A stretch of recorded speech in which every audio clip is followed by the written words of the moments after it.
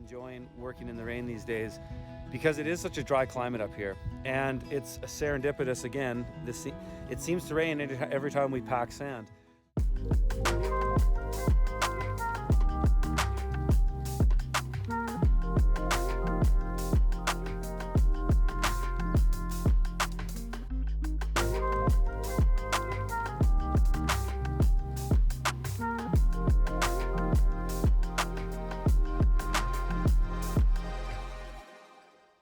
So this is the second greenhouse I built. I call this my special high tunnel. It's not quite as winterized and or expensive as the other greenhouse, but it can function much in the same way. This has a geothermal capacity just like the Passive Solar greenhouse. It's not as deep of a climate battery. It's only about 18 inches deep, so it's quite shallow. But on top of those tubes with a layer of sand in between, I also put a hydronic floor in here. So there's 1/2-inch PEX run throughout the floor that will be connected to the boiler. So the neat thing about this is I've got a climate battery that can function in a similar way, though it won't really store seasonal heat. It'll basically just store daytime heat that will radiate out at night. And then if I want to keep it above a certain temperature, then I can just turn up the thermostat on the boiler. None of that stuff, the boiler element of it isn't finished yet, but we'll be tying that together in the next month. So this greenhouse is more just dedicated to crops. I have 3 raised beds in here. 2 of them are 18 feet and then the other is 30 feet long. No, 24. Yeah, these are 24 feet long, and then the one here is 30 feet long. This whole greenhouse is 36 feet long. It has 2 layers of poly. I've got it temporarily opened up right now just for maximum ventilation, and it's still not totally finished. We have to trim it out, but the primary work on this is done. We have a concrete foundation, and then we've got 3 inches of insulation, and then we've sided that and put flashing on there. So it's sort of a permanent building. It's just not quite as expensive up top as the other greenhouse is. So inside of this we have tomatoes, peppers, basil, celery, cucumbers, some cannabis, and this is kind of a hothouse, if you will. So these are fir raised beds. I do fir in this climate because it's dry. If I was in a wet climate like on the coast, I would do cedar, but I've built beds out of fir before and it seems to work great. It's full dimensional rough sawn fir. So these beds are 2 feet high and it's 2 feet on top of sand. So all the soil is in the bed. And you can see by the yellowing on these crops, it's been a bit of a challenge with brand new soil getting it to the fertility that I want. It's just gonna take time. But we still got a nice crop. There's a lot of crop here. Sure, it's not the best crop I've ever done, but I planted way more than I needed so that we're getting all of our needs met as far as peppers and tomatoes, which is the majority of what's in here. There is some cannabis in here, but it's mostly just tomatoes and peppers. And so you can see above, this is the part of our climate battery, just like in the other one, it functions the exact same way. It goes underground, it's just not as deep. And then down at the end here,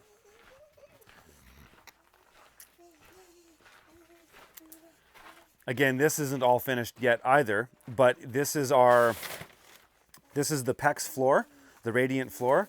So there'll be a circuit in here that brings water in from the boiler, which comes in here, and it'll all be fully functional. So the neat thing about in here too, what I've done is, and again, this isn't all tied together, but showing it this way is actually a good way to show you how this all works, is water comes from the boiler, glycol water will come from the boiler, and it'll tee off to heat this. Okay, buddy. It'll tee off to heat this, and it'll actually split through. There'll be another line that goes to heat the other greenhouse and the house eventually. And I also have a PEX water line that comes in here from that greenhouse. So I'll be able to get fully winterized water in this greenhouse and the other greenhouse because it'll all be tied into the same well. Once the house is finished, it'll all be tied together. We do have a way to water this throughout the winter, and that's some IBC totes, but I do have a way to keep these greenhouses both watered over the winter, even though we won't be able to pump our well in the winter the same way we will when the house is finished, because it'll all be tied to the house and it'll all go through the pressure tanks and irrigate everything that way once it's all done. But for now, we have some sort of temporary fixes to keep this watered over the winter. So I'm standing at our well, and not all finished. We're going to put a simple structure around this. That's why we have this concrete foundation. But this well goes 375 feet down through solid limestone.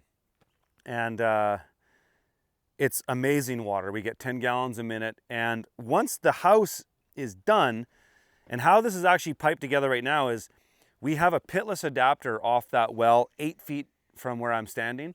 And it actually goes, we did hammer through this. And so the water gets delivered out this way. Eventually that'll just go right into the back of the house.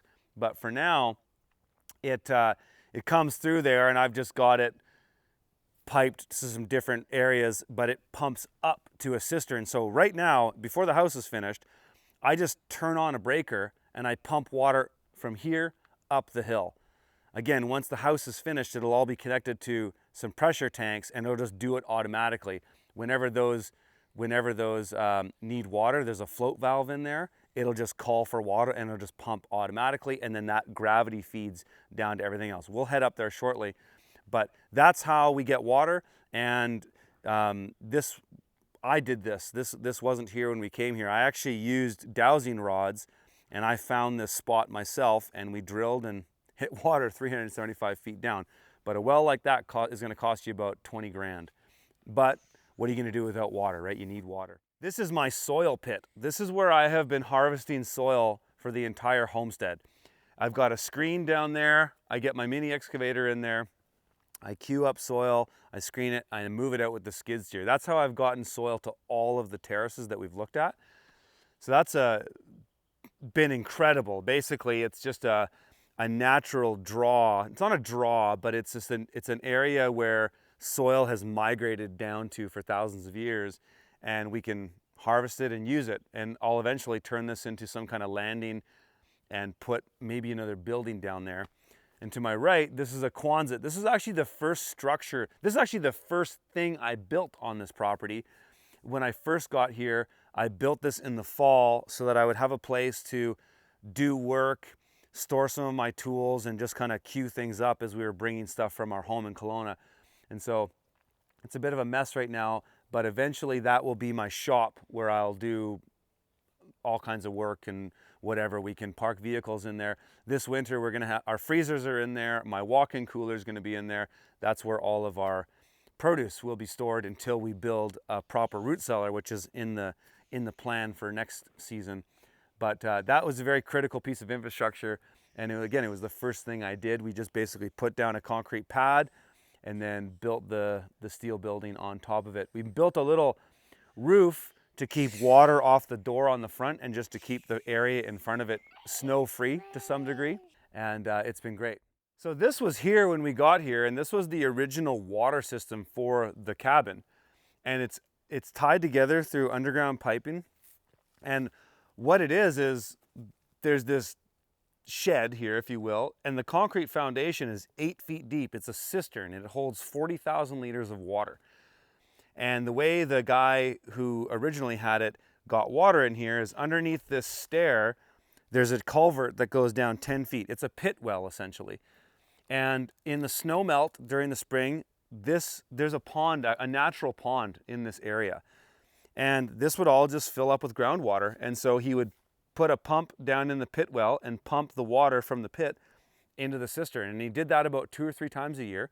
And he was able to get enough water year round. Now, he wasn't really gardening even close to the same scale we are, and he was a single guy. So it worked for him. For us as a family of 4, it's not enough. But what I've done is I've actually connected this. There's a line here. I've connected this to my main water infrastructure, to the cisterns, and we'll go look at that next. But I've been able to just top this cistern up year round because we're still using it.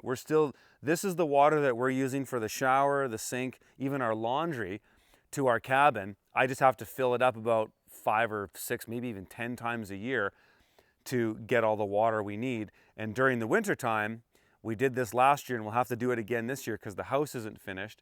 But I basically have to empty out all the lines that come from the well And during the winter, I'll have to fill this up 2 or 3 times. So I just have to find a time when it's not super cold and I can bring out the line and I'll just turn the well on, and instead of using the cisterns, I'll just pump water directly to this and top this thing up. It'll take a few hours, and then that'll last us for a number of months, basically. But that's what we've been doing.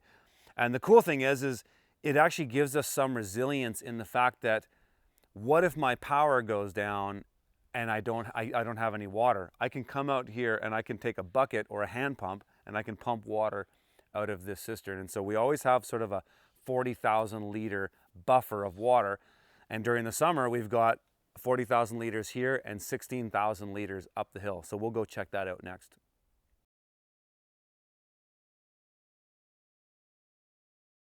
It's crazy how much water I'm using. I have to say, I am going through about 8,000 liters a day to just keep everything watered. Check out my site, fromthefield.tv. It's where I post all my vlogs and the vast majority of all my content. All right, guys, we'll see you in the next one.